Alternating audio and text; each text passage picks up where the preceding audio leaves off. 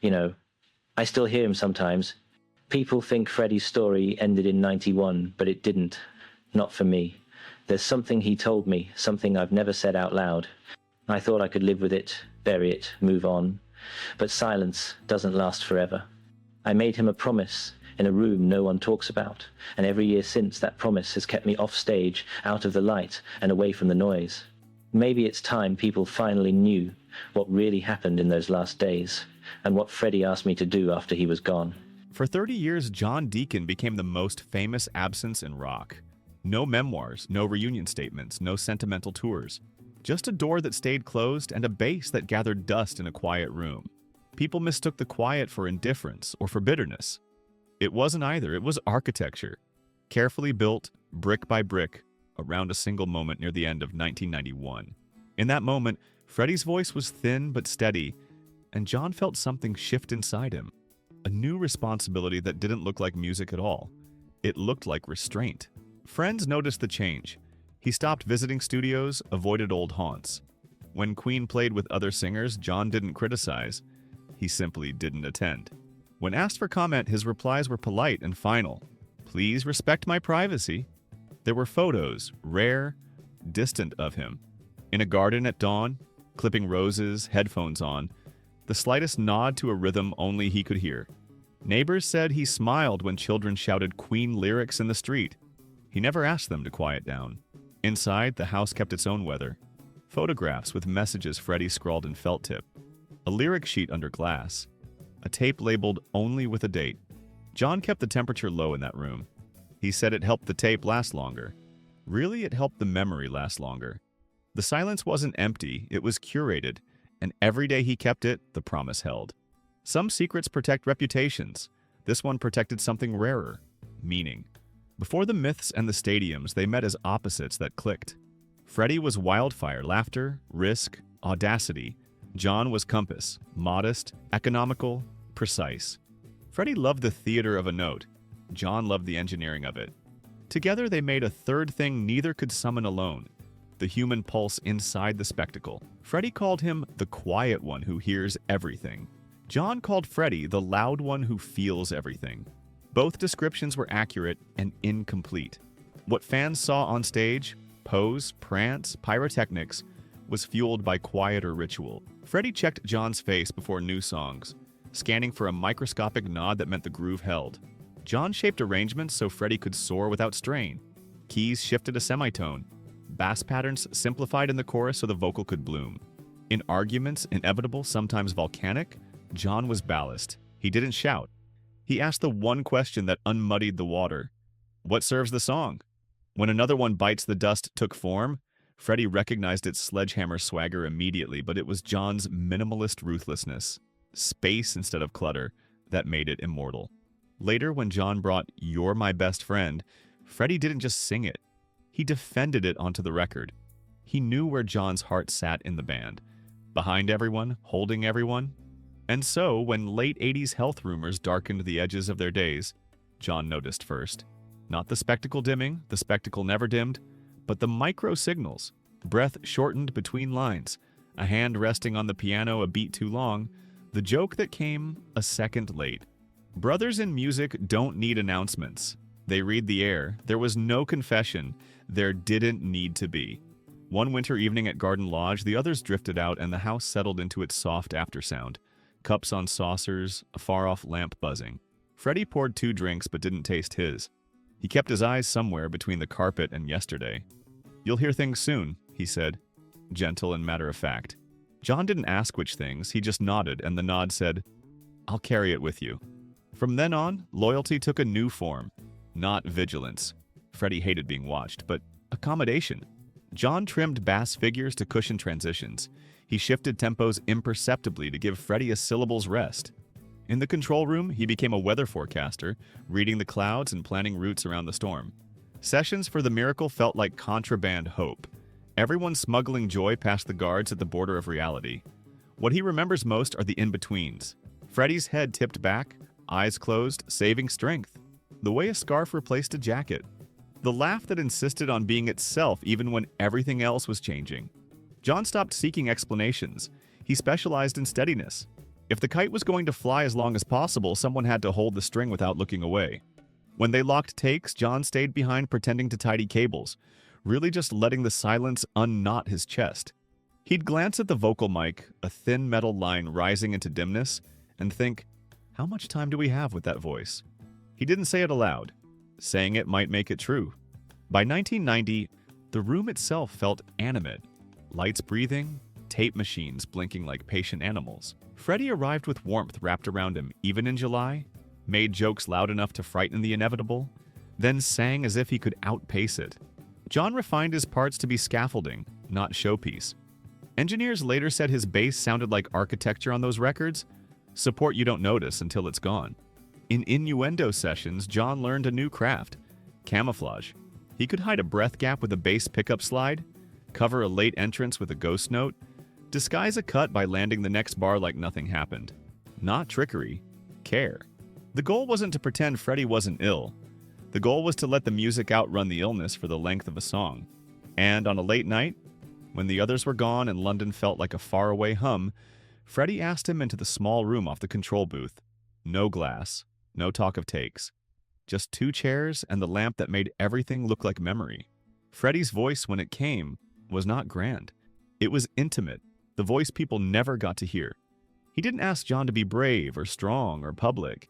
He asked him for something far stranger and harder. What Freddie asked that night would become John's map. It wasn't a legal will. It wasn't a production note. It was the most unmusical thing Freddie had ever said to him, and the truest. John has kept it for 30 years. Tonight he brings it into air. Freddie's hand was warm and light, like a letter you hesitate to open. "John," he said. And there was the old authority in it, the bandleader beneath the scarves. "When I'm gone, don't let them turn this into a circus." John frowned, not out of disagreement, but from the weight of ambiguity. "What is this?" he almost asked. Freddie answered without being asked. "The name. The thing we made. It's not a brand, it's a heartbeat. If one chamber stops, the rhythm changes. Don't pretend otherwise." Promises often arrive disguised as impossibilities. This one did. Protect the heartbeat by refusing to simulate it. Honor the music by not embalming it in repetition. Keep the love by avoiding the spectacle that eats love alive. "Promise me," Freddie said, searching John's face for the calibration he trusted more than applause. John nodded. It wasn't showy, it was final. Later, people would misread the vow as retreat. They'd call it fragility, stubbornness, even ingratitude. But vows aren't PR strategies. They're coordinates. After the statement in November and the vigil of televisions and headlines, John absorbed the grief sideways, by not moving toward microphones, by not narrating loss for cameras. He visited the studio once more, long enough to know the air had a different gravity. Then he left. A promise is kept 1,000 small ways. He declined invitations that would have set arenas ablaze. He answered letters with kindness and absence. He let royalties be math and legacy be silence. And at night, when the house exhaled, he repeated the line like liturgy. Protect the heartbeat. Wembley, April 1992. A cathedral built of faces. The tribute was love. Loud, generous, communal. For John, it was also a paradox. He tuned his bass backstage and felt the strings quiver under lights that seemed too bright for the hour. Elton hugged him. Bowie bowed his head. George Michael warmed up with a fervor that felt like prayer. John's hands did what they've always done. Prepare the ground for someone else's brilliance. On stage, the sound hit like weather. Thousands of voices filling the frequencies where Freddie once ruled. John played with surgical steadiness, refusing to indulge in flourishes that might pull attention toward grief's gravity well. When somebody to love soared, a thought threaded through him so fast he almost missed a change. This is beautiful, and it's still not the thing. Not a judgment, a measurement. Backstage, he sat alone for a minute between numbers, bice across his knees like a sleeping animal. He didn't cry. The body sometimes saves that for smaller rooms. He pressed his thumb against the neck and felt the wood vibrate with residual electricity. He realized the promise would be harder than he'd admitted to himself. Saying no to noise is easy. Saying no to love dressed as noise, that's brutal. After the last chord, the applause became a physical force. He nodded to Brian. He squeezed Roger's shoulder. He went home. People thought the tribute might mark a bridge back to the public life. It marked a boundary. Love could fill a stadium. The vow would have to fit inside a house. Withdrawal suggests retreat. John's was closer to craftsmanship. He redesigned his days with the same economy he brought to bass lines. Morning, tea, garden, brief notes in a small book. Midday, charity paperwork, rights approvals, the unglamorous stewardship that prevents history from being misfiled. Afternoon, a walk along streets where nobody expects your face to be famous. Evening, music? Yes, music, though not the kind that asks for applause. Demos, ideas, fragments like postcards never sent. Brian wrote, Roger toured. The world was right to cheer. John felt no mutiny in their choices, just divergence. When invitations came, he answered with gratitude and absence. Thank you for thinking of me. I won't be there. No drama. Boundaries can be tender.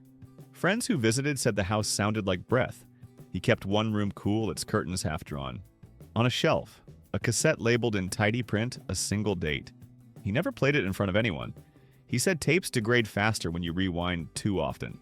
He said he was saving it for a day that didn't arrive. Occasionally, he'd pick up the bass and play along to nothing. Just time, a metronome of memory. The lines stayed sparse. He'd always believed the discipline of leaving space was a kind of love. Now it became the whole language. He wasn't hiding.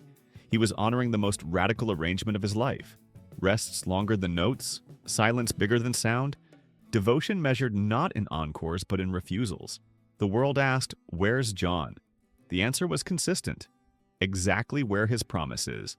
In 1995, while Made in Heaven assembled itself out of light and longing, John wrote a letter he never sent. He started it with a date and no salutation, then crossed out the date and wrote another. Finally, Freddie, plain as a first chord. He described the strange labor of building around absence, of mixing a voice that no longer breathed while guarding against the temptation to polish away its humanity. We left the edges, he wrote. You'd have laughed at how careful we were not to be careful. He talked about the small things, tea mugs left in their old places, a chair no one sat in, the engineer who still cleared a path to the piano by habit. And then he wrote the line that explained everything that came after. They think I left music. I didn't. I followed you into the silence. He folded the page once, then again, slid it into an envelope without a stamp, and tucked it behind a framed photo taken on a day when time didn't feel like a negotiator. Years later, a family member sorting papers found the envelope and left it where it was. Some artifacts are meant to stay in orbit. The letter's existence answered questions that tabloids preferred to ask loudly.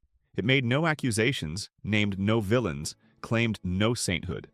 It was simply a field report from a man who chose fidelity over visibility, who understood that sometimes the bravest performance is the one no one sees. He didn't mail it, he didn't need to. It had already reached its destination. As the years unfolded, Queen's music became more present, not less.